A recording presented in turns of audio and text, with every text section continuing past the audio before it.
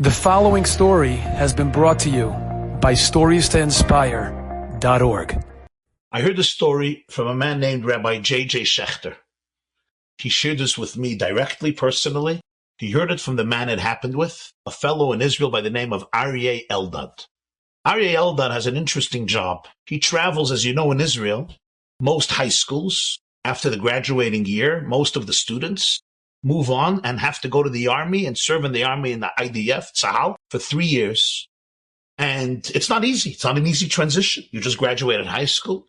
Still a young, pretty young guy. So in America, you move on. But in Israel, most of the high schools, you get drafted to the army.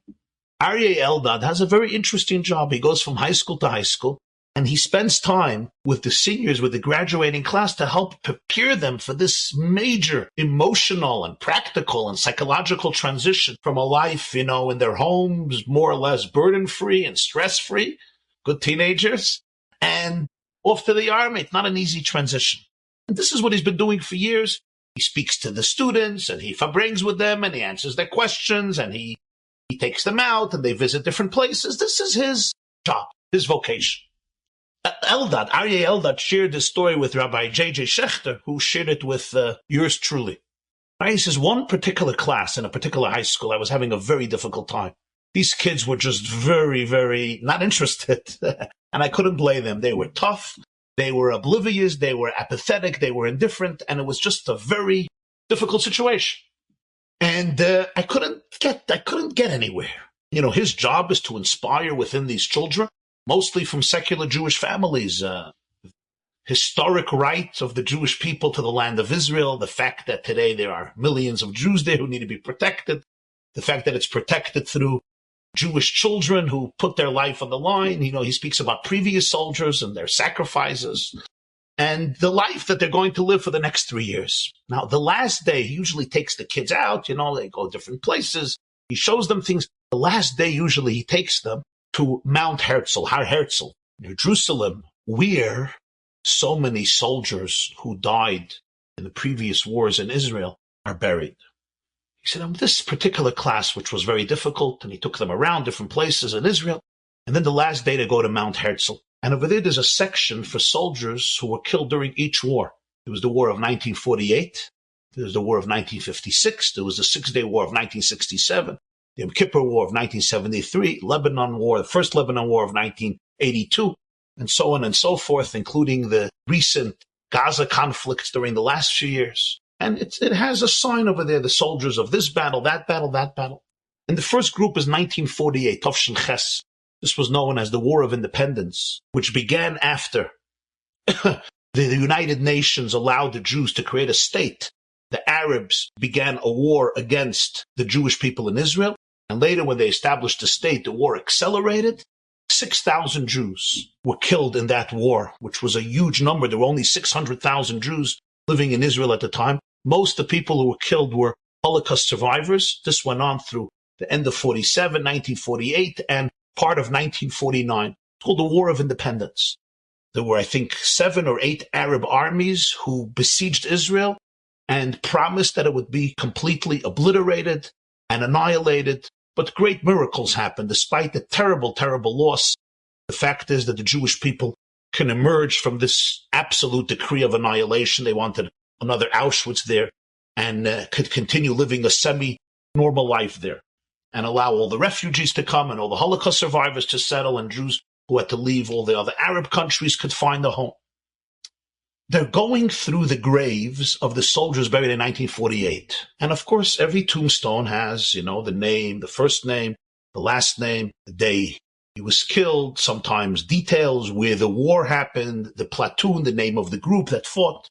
He brings them to a grave, and on the grave, on the matzev, on the tombstone, you have the date of the battle, the date, the yahrzeit, the day that this particular soldier was killed.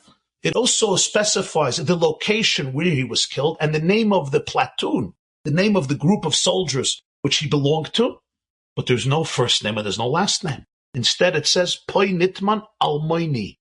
Here is buried the anonymous figure. And the boys look at YY and say, what's going on? They wanted to have a name. And he tells them the story.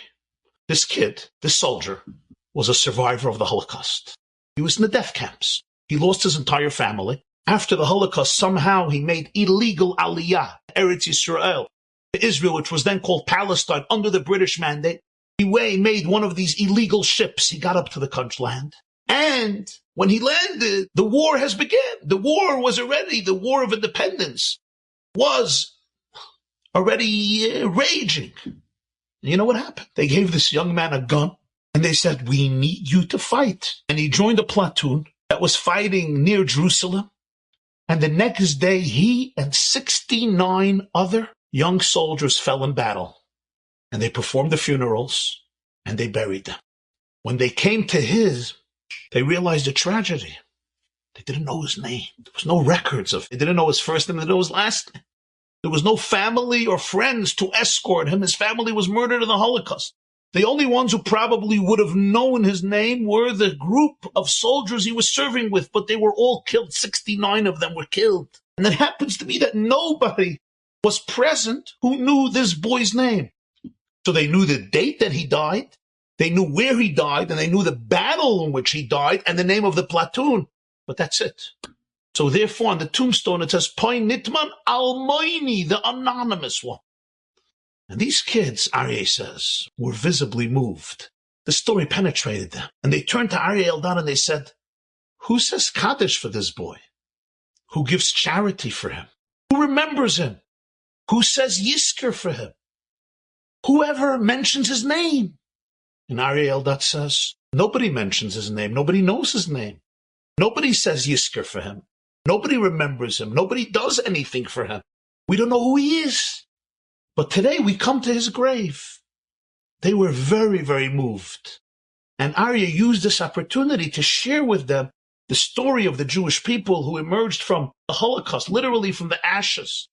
And an incredible experience. Rebuilt Jewish life, rebuilt the Jewish homeland, and rebuilt Jewish life all over the world. And about these people, these young people who sacrifice everything they have to protect their brothers and sisters, millions of them living in their eternal promised land.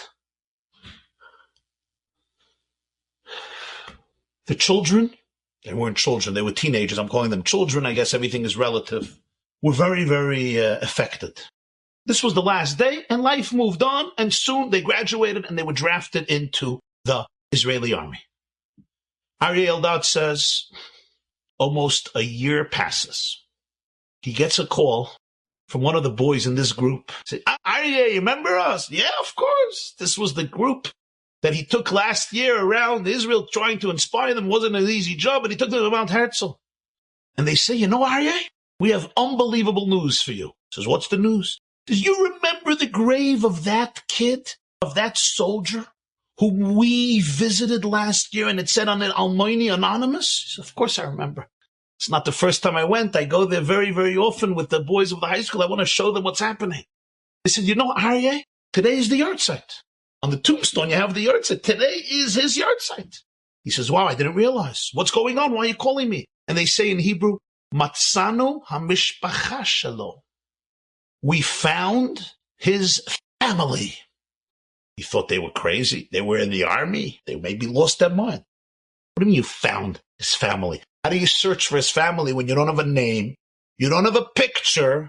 You don't have ID papers. You have nothing. You have a grave. They couldn't even do, today you have DNA testing, but they couldn't even do DNA testing because who are they supposed to match it up with? You have the DNA. Who do you match it up with? Every single Jew in Israel, every single Jew in America, every single Jew in England and South. Who do you match it up with? So he says, what are you talking about? They said, we found his family. We found Matzanu Mishpachat Shelo. And because today is the yard site, the family is going to the grave to say Kaddish, to learn Mishnayos for his memory, to give tzedakah for his memory, and to daven for his soul, for his neshama on this special day. And if you want, you're welcome to come and join the family. He was so curious. He was perplexed. This did not make sense to him. Gets into the car, drives to Mount Herzl to go visit the family of Mr. Anonymous, wondering in his mind, it's been 70 years since this young man was buried, since this young man was killed, Al Kiddush Hashem, protecting the Jewish people in Eretz Yisrael. 70 years. Where do you find family after 70 years? Of course, as he comes to the grave, who's there? He sees all the boys a year before. They were all there.